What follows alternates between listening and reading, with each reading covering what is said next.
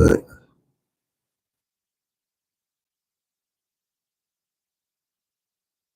Or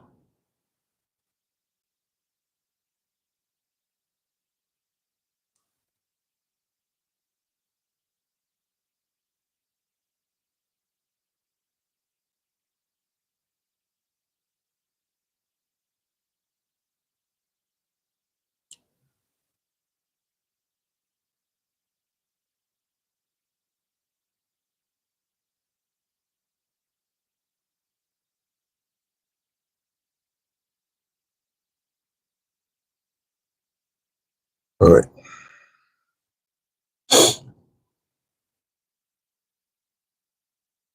All right. 2 minutes. I might. Oh, appreciate it. Oh.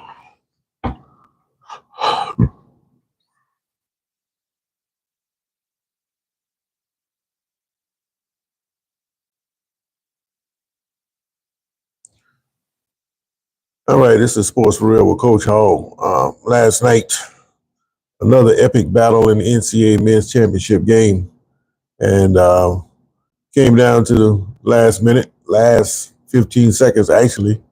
Um, and like so many other times, a heartbreaking ending for one team. Um, which begs the question: would you rather get beat in the last seconds, or would you just rather get blown out? Well, you know you would beat. I think I'd rather get blown out than to lose a heartbreaker down the stretch. Um, Nip and tuck affair. Houston jumped out to a big lead, um, managed to blow it. Give Florida credit for winning the championship. They were right there. They're worthy of a championship, and you have to give them all the credit. But the way they played down the stretch, you were going to have to beat them, and it didn't matter how many points you got ahead of them. They were going to be there in the end, and they proved that again last night. Houston, I don't know if Florida won it more than Houston blew it, but I question what that point guard Sharp was doing. First, he tries to dribble into traffic and lose it out of bounds. That was a very big turnover in that situation. And then he comes down when it's time to win the game. He goes up in the air for a shot, comes down shooting the ball. So that led the stage where he couldn't touch the ball, and everybody else kind of like frozen. And Florida reacted just a half a step quicker than Houston did to cause the ball to go into a scramble mode, and that caused the time to run out. But for the life of me, I can't understand why didn't the guy just put out on goal. You never know what might happen.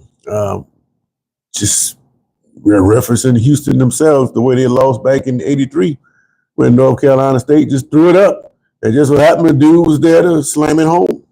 You would think that was a alley oop, but no. That was a shot of desperation. And just what happened, the guy was there to pull it down and jam it home with no chance for a reaction from Houston.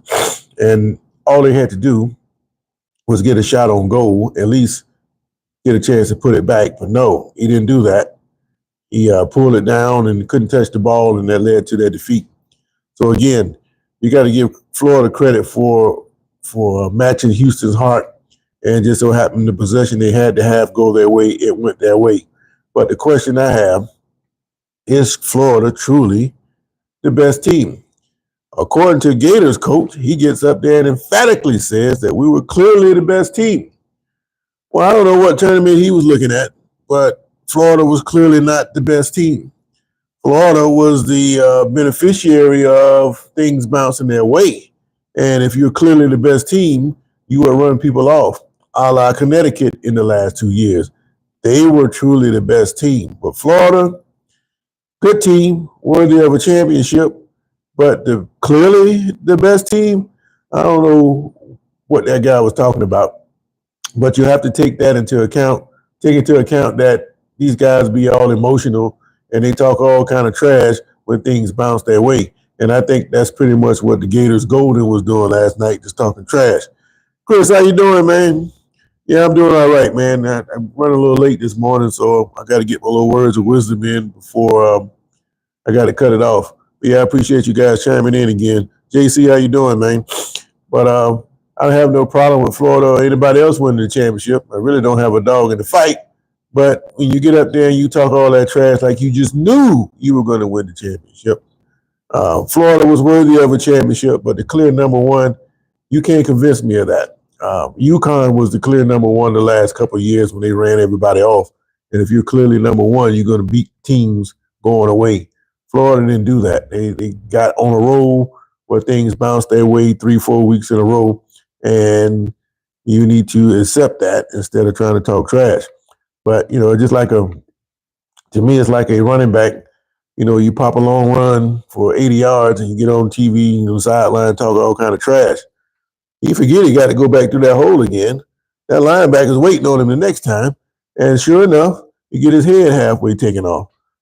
Florida, they're going to have to retool in this age of NIL. They're not going to come back with the same team, and it's going to be completely different.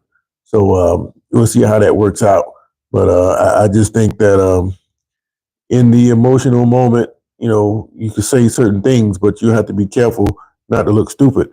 And to me, the Florida coach, he was kind of talking stupid when he's talking about he's the clear number one. I don't know what the hell he's talking about. And like I say, in my opinion, Duke was the clear number one. It's just that they didn't get the break in the end, just like Florida been continually getting the break. So I would put Florida in the same category with a North Carolina State 83. You weren't clearly the best team, but everything had to go your way when it went your way for you to be in the position that you're in. So I would leave it at that if I was Florida. But congratulations for winning the championship. And just my thoughts on that. But I want to hear what you guys say. Do you think Florida is clearly the best team?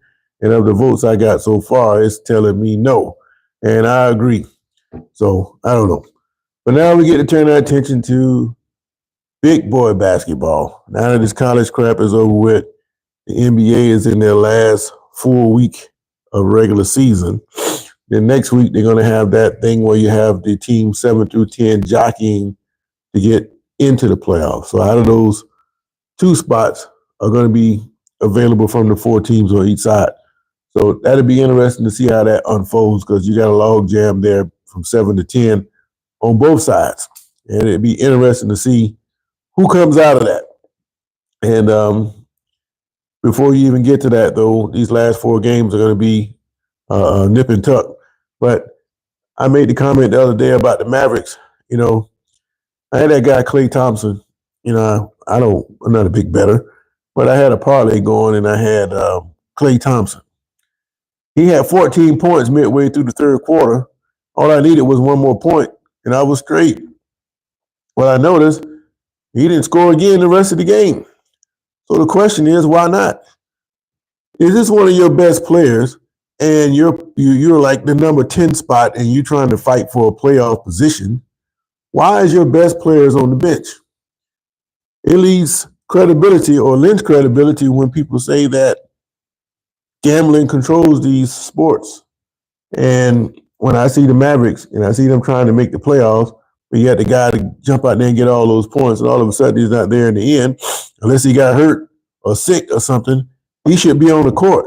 Gambling be damned.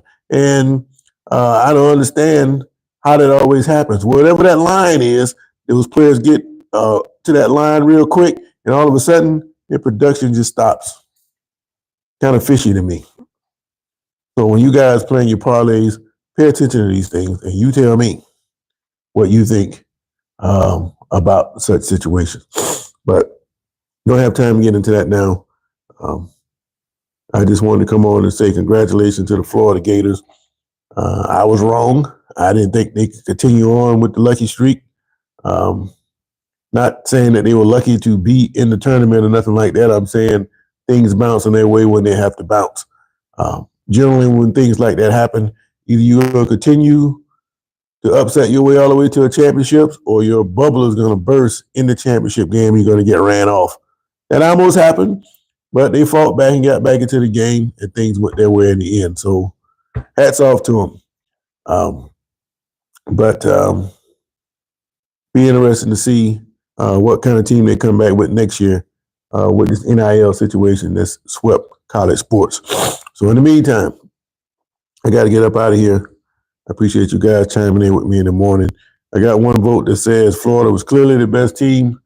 I think you're smoking on something if you think they're clearly the best team. I think they're the team that wound up winning it. But if you put these games to series, then I'm sure you will find a different champion every time. So that's just my point of view. But anyway, let's get some breaking news. I'll see you guys in the morning. Meantime, I got to get up out of here and go to work, man. I'm getting short on the year. Another month and a half. And it's summertime, man. Freedom. No more kids for a couple months.